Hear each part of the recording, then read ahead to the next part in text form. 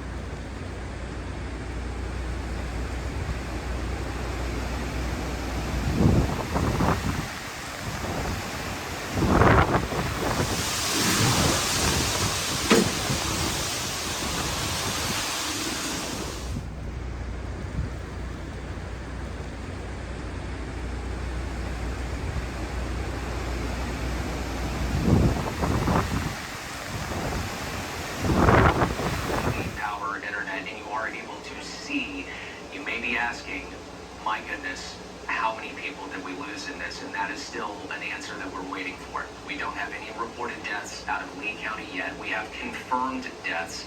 We just don't have a confirmed number. Sanibel. Sanibel, we do have two. Fort Myers Beach is what I meant to say.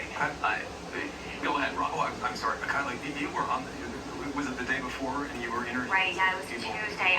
I talked to so many people who told me they weren't evacuating, and that is all I have been able to think about the last few days is all those people. I met one woman who was a bartender right in Times Square. She told me she and her girlfriends who she worked with were not leaving. They were going to hunker down. I believe she said that they were 10 feet up their house and she wasn't a 2-story. So now that we're seeing some of the damage and the fact that there are some houses or businesses that were 2 stories that are still standing, it gives me a little bit of hope. But unfortunately, I've not been able to get in touch with her. I called her this morning. Of course, service is non-existent, so I wasn't expecting an answer, but I'm hoping I can hear from her at least. But there are so many other people like her. Look at this damage. I just don't even know how people would withstand that type of powerful wind and rain in the storm surge. You see there, a building. Oh my gosh. You could just see the foundation of it. You could tell that was not a small structure either. Wow. And one of the grim realities of this, we have one of our reporters, NBC2's Christy Soto. She's going to be alongside Lee County deputies in the Lee County Sheriff's Office today, is trying to decipher who evacuated, who may be missing, and then who may have lost their life in this. And so there's going to be a lot of, it's going to be very tough for these rescue and recovery crews, because looking at the damage, if you're watching with us, it's tough to even know where to start coming into this. They've done a really good job. Daryl, I think you saw the images yesterday too. Just even getting the road cleared, though, or what was was a road. You can see there was a clear path where at least now some emergency crews can kind of get up and down Fort Myers Beach, because before it was taking them hours just to move a few feet because there was so much debris they had to clear. There was also so many people out there yesterday, and Derek Kopp, who was out there with Brianna Fernandez, was telling me that now today they're not letting other people unless you are a resident. So again, no looky-loos, nothing, because they need to focus on the recovery. Look at all these folks. Just trying to talk, and they give me vertigo every time I I know. do those fast zooms. Hold on. I think we just crossed the bay, and We did. Dock Yeah, Ford's. right there. You can see Dock Ford's seems to be okay. I was worried about their bottom deck, though, is like right on the water. Yeah. I know they were boarded up. I stopped there on Tuesday, and there was nobody there. But there was a bar, which is kind of right in that little other cove right nearby, and it was packed on Tuesday. So I assume that many of those people, you know, they wanted to ride it out. And if you look at the very bottom of your screen, there are boats that Oh my was goodness. actually a place where people could store boats. And We are looking these are the shrimp. at- These are the shrimps. These are the So, and just for context, people, if you're listening in, these are 50, 70, 80-foot large industrial boats Yeah, they're just for shrimp fishing commercial boats. fishing.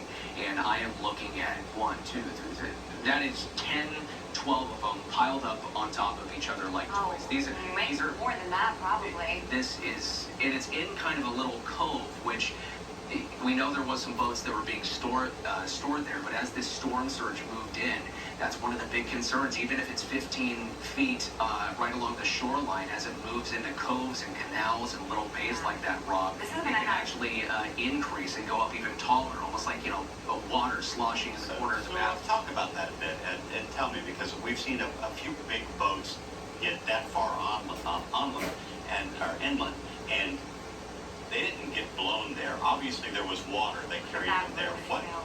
What type of wave happens when we see that onward flow of water from the Gulf? How high would those waves had to have been to get those boats that far on land? Storm surge is not just one gigantic one-and-done wave. Instead, it's a gradual and continual push of the ocean along with the wind. So you get one wave and the water rises, and then you get another wave and the water rises. So eventually, as these boats get lifted up from where they were planted, it would likely have, considering how tall those boats are, what would be underneath the surface of the water, we know that the depth of the water had to have at least been between probably 10 and 15 feet. And then you notice here that we don't see any standing water right now on the land. So all of the storm surge has now since retreated back into the Gulf of Mexico, which means all of these things that have been dislodged, like those gigantic shrimp boats that you just pointed out, those are now stuck on what is once again dry land in the wake of that storm surge event. Again, it had to have been between 10 and 15 feet. We won't know the final number for weeks, considering the extent of the damage, but the movement of the salt water from the Gulf had to have been between 10 and 15 feet to move around the kind of things that we've seen here. Chris, I wanted to add one more thing. You brought up a good point about for people who are trying to get in touch with friends or relatives that they know were on the island, establishing contact with them is difficult right now, but knowing who left, who stayed, and who might have been evacuated somewhere else. The full-time population of Fort Myers Beach, I just looked up the figures, is a little more than 7,000 people. Okay. Of course, during season it would be inflated, but there's at least 7,000 people who call Fort Myers Beach home during the summertime, during a year-long residence. So trying to establish a list of 7,000 people who call the island home, who was there, who evacuated, and who might be somewhere else is going to be extremely challenging considering the extraordinarily limited communications we have right now. This also, Rob, this almost looks like a new sandbar that's possibly been created, that's been blown. I mean, that South of the Matanzas Pass. yes. And just because I go back here, I will tell you that there has always been a bit of a sandbar Right. there. Is it but I really will- that prevalent? It gets pretty Okay. shallow. I think it depends on the times. Fast there. So again, we're looking at another Black Hawk flying over Fort Myers Beach. Wow. It's so surreal to see this. You think to the big Hollywood movies where you see these mass destruction events, and you think, oh, it's just something you would see in the movies. But when you see it This is real in the life. backyard, where you spend your weekends and where you go with your friends and where you bring your family when they come to visit you here, this is so And Fort heartbreaking. Myers Beach is such an iconic spot of Southwest Florida. You may not know a lot about our community if you are watching this from outside, but you've heard of Fort Myers Beach. It's the heart, of a lot of our economy with the shrimping. First place went when I came to visit with The thing that I noticed when we were looking at the manufactured home park there was how many empty pads were there. Yeah. And I was trying to count to see if Oh my if they were just empty pads or if all of those homes had Yeah. actually been moved out These homes someplace look by like the water. the boats that we saw, all pushed up against each other. It's just And those look kind of like double wide style homes, generally up on a small platform. And I've seen so many.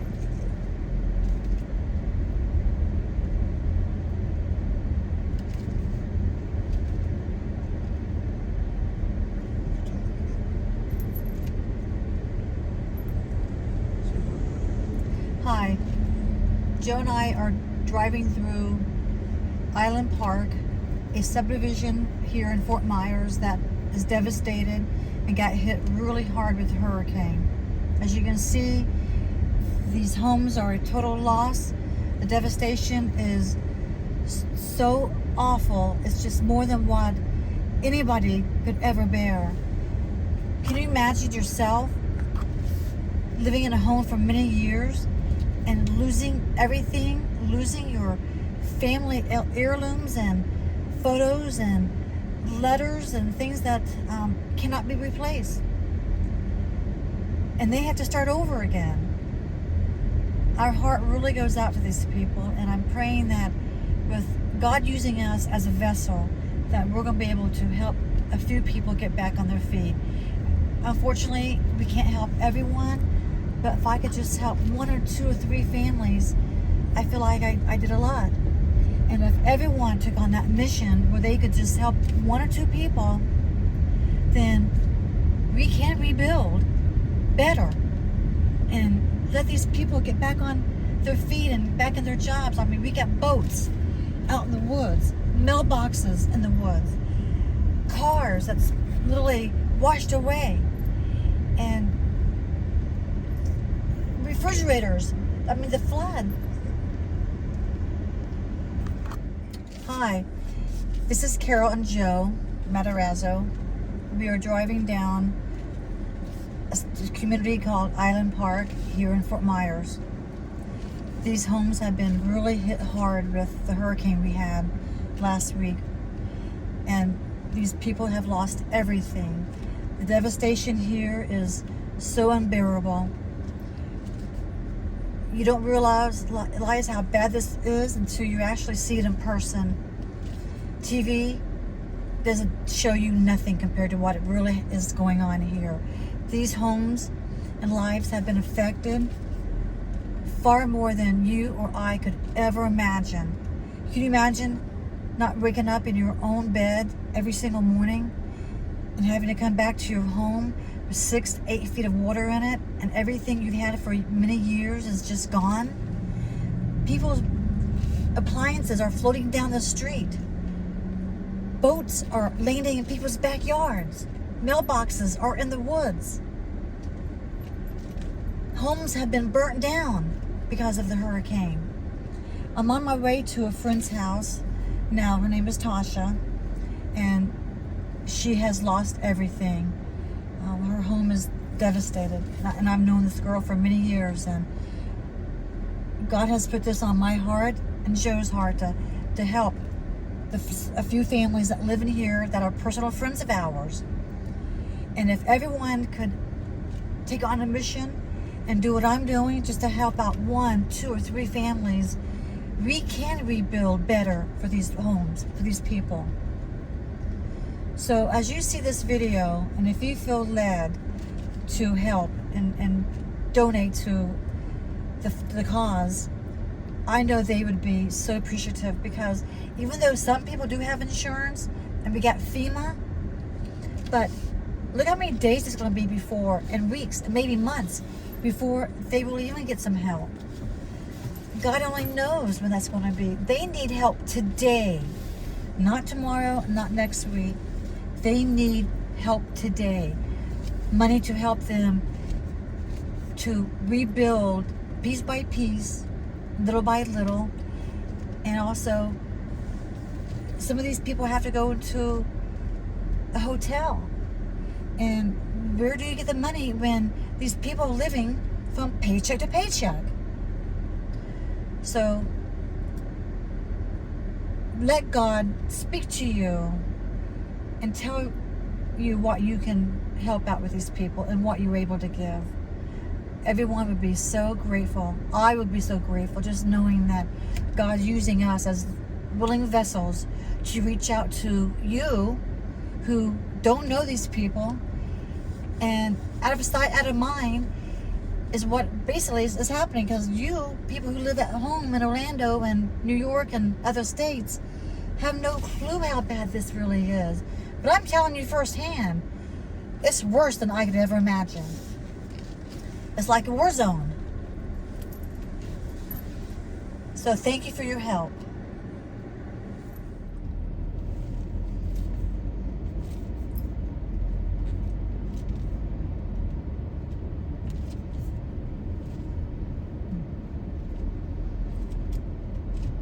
So these houses is just the lower level. And these are condos. These are condos. Now that's a house, but that over there's a condo, or it's like a duplex.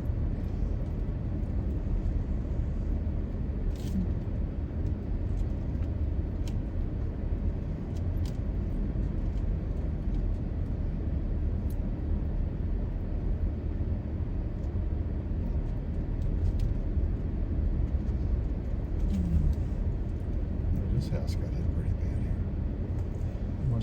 They must have living area in that lower level. Mm.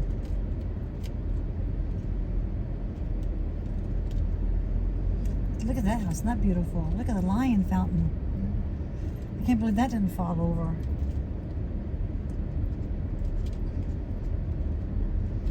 One place I like to go look at is Barefoot Beach. Okay, we'll go to that house. Oh, we don't have to do it tonight.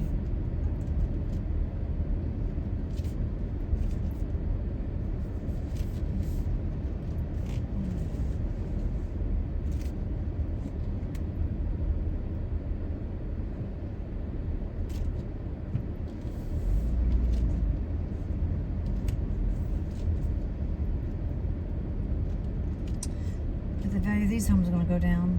See, towing away another car. Another Lexus.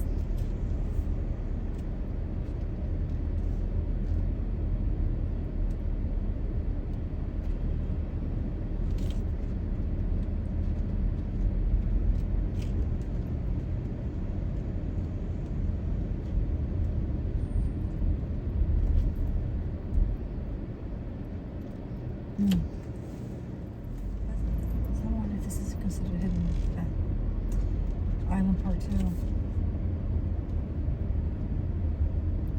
But you get a good deal on that lot. Tell Cheryl about it. Mm.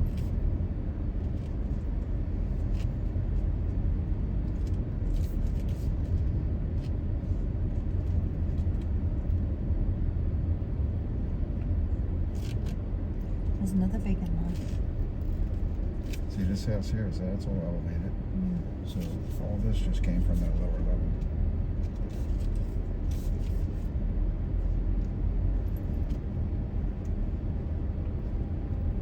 So I wonder what the subdivision's called. It's all the same thing. This is not the gated community. No, it's all part of Island Park.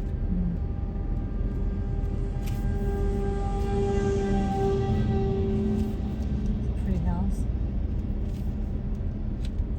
Problem is, say we get that good deal on that lot, we built a house, we probably can afford the insurance. You know what?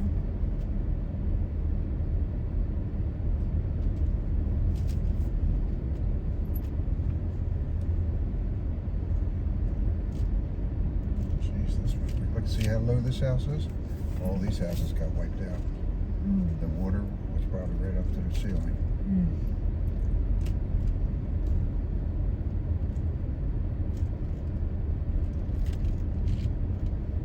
Yeah, look how low they are.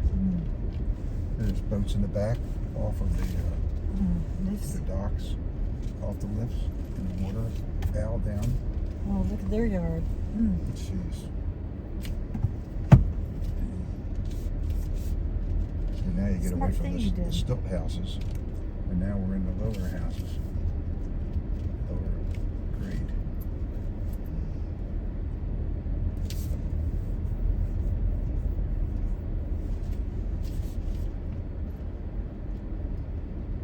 Jeez.